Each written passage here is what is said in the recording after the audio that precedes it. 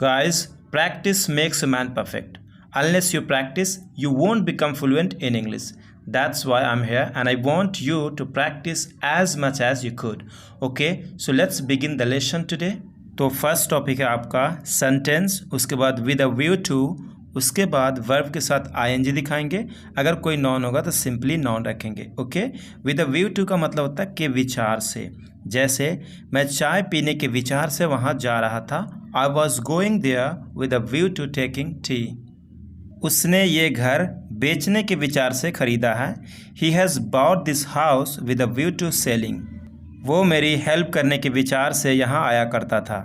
He used to come here with a view to helping me. हमने और पैसे कमाने के विचार से नया बिजनेस शुरू किया है। We have started a new business with a view to earning more money. मैं तुमसे मिलने के विचार से नहीं आ रहा हूँ। I am not coming with a view to meeting you. Next sentence, so much so that. उसके बाद फिर सेंटेंस। जैसे कई बार हम इस तरह से कहते हैं, उसे चॉकलेट इतनी पसंद है कि वो बार बार खाती है। She likes chocolate so much so that she Yeats again and again. वो इतना गुस्सा था कि उसने खाना भी नहीं खाया। He was angry so much so that he did not even eat food. मुझे इतनी ठंड लग रही थी कि मुझे जैकेट खरीदनी पड़ी। I was feeling cold so much so that I had to buy a jacket.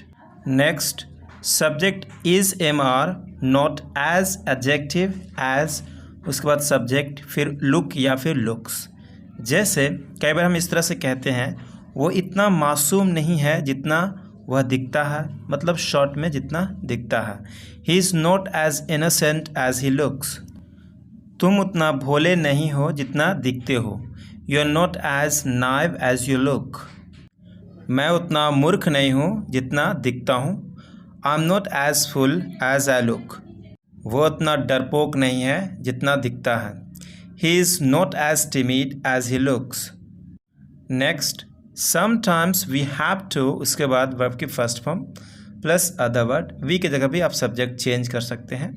Okay, कई बार हमें इस तरह से कहना पड़ता है, जैसे कभी कभी हमें झूठ बोलना पड़ता है। Sometimes we have to tell a lie.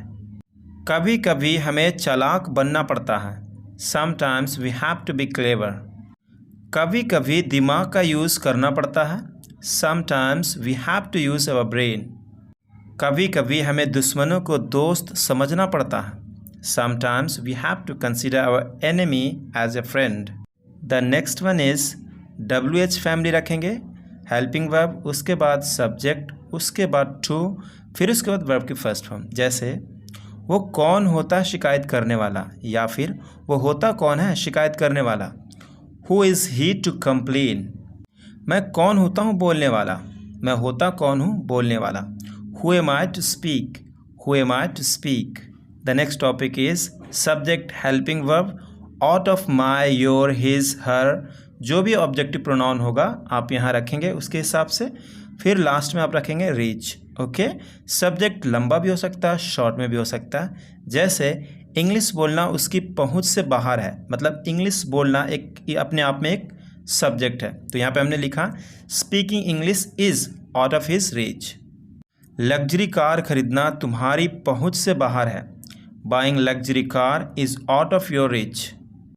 English बोलना उसकी पहुंच से बाहर है। Speaking English is out of his reach. तुम्हारी तरफ आना मेरी पहुंच से बाहर है। Coming towards you is out of reach.